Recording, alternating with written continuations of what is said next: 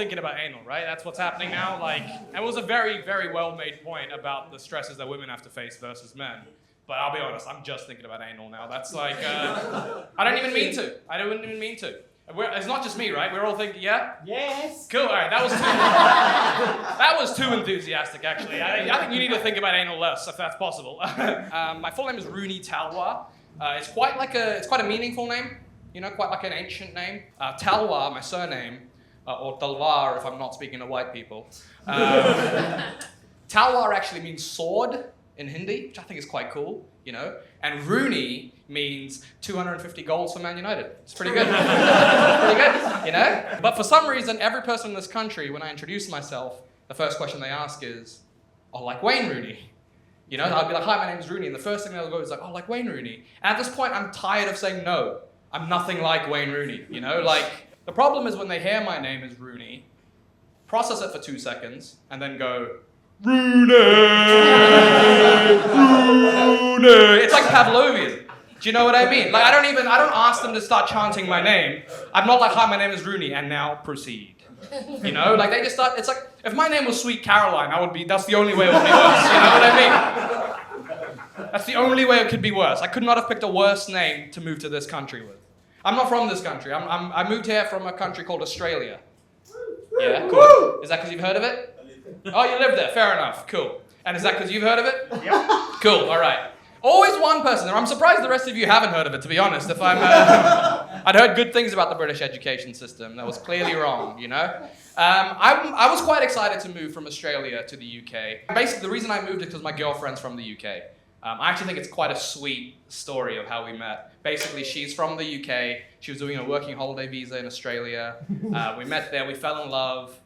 When her visa was up, I was like, I'm gonna go back with you. I followed her back. I didn't follow her, I was with her on the flight. Like, she knew I was on the journey is what I'm trying to say. It was very much a joint decision for me to come to this country. Anyway, she hates when I tell that story though, she does. Mainly because I do like to point out that technically speaking, she is a sex tourist. You know what I mean? And I'm not judging her for it. I'm just saying, if I look at the facts, she is a white British person who flew to the other side of the world and found themselves an exotic Asian bride. Like, that to me, is that not dictionary definition of sex tourism, you know? We're in that place in our relationship where we've been together 5 years now, and we're in that place where, you know when like you have your own way of communicating? Like you have your own language? Where she says something, means something else, and then I lose the conversation. You guys know that? You know how it works. Yeah, some people are here in relationships. She started doing this thing recently, right? And I don't know if this is sweet. I don't know if it feels passive-aggressive. Have you guys ever played a video game? Well, you're laughing, so the answer is yes. Have you ever played a video game called The Sims? Yeah? So my girlfriend, she's obsessed with The Sims. Obsessed with it. I came home recently. She started a new game on The Sims where she created a version of herself and a version of me and then put them together in the game. And then started looking at me like this is the most romantic thing anyone can do. It's not. It's psychotic, okay? It is insane. Do you want to know what's bad about it? Every single day of my life now, I am being compared to Sims Rooney. And that's insane. I'll never live up to that. He's a video game character. His life is perfect. He's a level 10 comedian. Do you know how crazy that is? Do you know how insane that is? He owns 4 beach houses. 3 of them are on the same beach. You know what I mean? Like, what is his life? Like, he very rarely shits himself. Like, it's so unfair to be held to such an insane standard, you know? And it wouldn't be a problem if my girlfriend wasn't actively trying to remind me of it. Like the other day, I'm sitting in the living room, she looks up from her laptop, she goes, guess who's doing the dishes again today? Like, what the fuck? What the fuck, right? That's insane, right? As if I haven't done them this year. That's so crazy. It's like, I can't live up to that. The problem here really is, I'm very bad at like confrontation and stuff. And the problem is I can't like say that to my girlfriend without her getting upset. Because to her, it's a very romantic thing. She's like living out our perfect lives together. I realize the only way she can understand what it feels like is if I start a new game on The Sims, create a version of myself and a version of her, and put them together. and then start telling her about all the amazing things that the Sims version of her does. And the first thing the Sims version of her did was dump my character. What the fuck? We've been together 5 years. I moved to the UK for her. I was actually quite excited to move to the UK, not just because I was, in love or whatever. I was excited for one other reason. I'd heard that you have plenty of, South Asian people here. Do you know what I mean? I'd heard about Birmingham is what I'm trying to say. I'm just saying, to me that's amazing. I'm like, oh, this sounds like the perfect country. I mean, you guys must love Asian people. You gave them a whole city. That's crazy, that's insane. Because I don't know if you guys know this about Australia. Australia's a beautiful place to live, incredibly lovely place, very chill, very relaxed. It does have a reputation for being just a little bit incredibly racist, right? It does. And that's a problem. It's a problem because as an Asian person, we have our own reputation, for being brown. And it turns out those two reputations just don't go well together at all, Point being, I was very excited to move to the UK. And then I got here.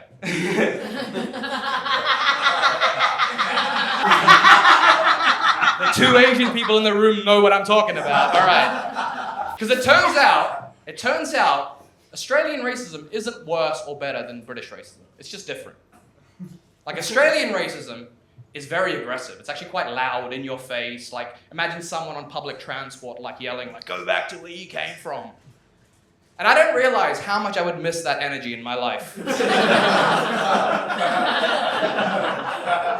Until I got to the UK.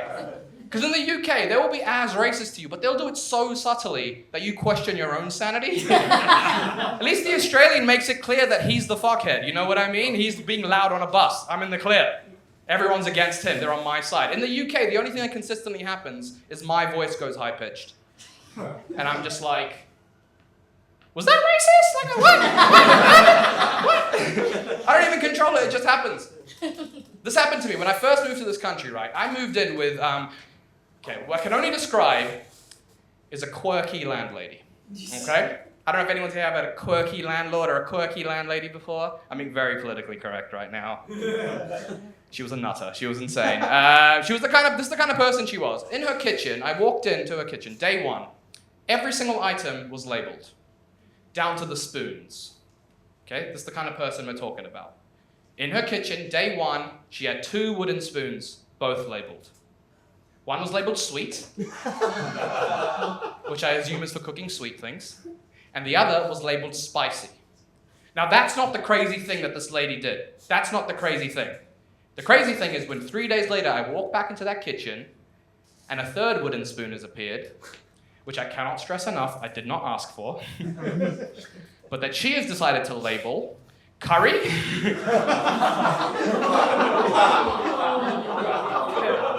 Is that racist? Yeah, it is. It feels racist, doesn't it? It was never a conversation. At no point did I say to this lady, hey, listen, you're moving in with an Asian person. You're gonna need a curry spoon. That was never a conversation, Because at least I can then be like, no, that's an insane thing to... Also, how much curry does she think I'm gonna make in that house that I can't use her existing spicy spoon? Do you know what I mean? She has a spoon for this purpose. It's one thing to think, oh, this guy's Asian, he's gonna cook curry. It's another thing to think he's gonna cook so much curry, he's gonna wear down my existing utensils. He's gonna cook an industrial amount of curry in this house. He needs his own spoon for it. And the thing is, in Australia, they will just be racist to you, but in the UK, they make you question it. Because I started to think, I'm like, are you sure is this actually offensive? Because if I look at the cold, hard facts, all that happened was this lady spent some of her own money and got me a gift. That's it. Objectively nice. Objectively good. That's what I'm saying. It's objectively a nice thing to do. It's just that at some point on the gift, she wrote the word curry, and it got weird. It got weird. But it's such a fine line, it's such a fine line between a nice person doing something nice for someone and an avowed racist. It's such a fine line. At what point does she flip over, she buys a spoon, still a good person. Buys a permanent marker, could be for anything. Right, on the spoon, she's written the letters C and U. Now, it could go 2 ways from here if we're honest. I'm just saying, if she finishes it with the letters N and T, not a racist at all, you know? If anything, she's more sensitive to the Australian side, you know? Like, that's anti-racist. The thing is, like I said, I'm bad with confrontation. I don't know what to do in these scenarios. I realized the easiest solution to this entire situation, I just started making curry every day. That was actually the easiest solution to that. Like, I actually like curry. I'm very good at making it. I will make it. She actually assumed correctly. It's actually, that's the worst part of it. I'm very bad with confrontation. I am petty, though, so I did use the sweet spoon. Thank you very much, guys. I've been Runi Talwar. Have a lovely night.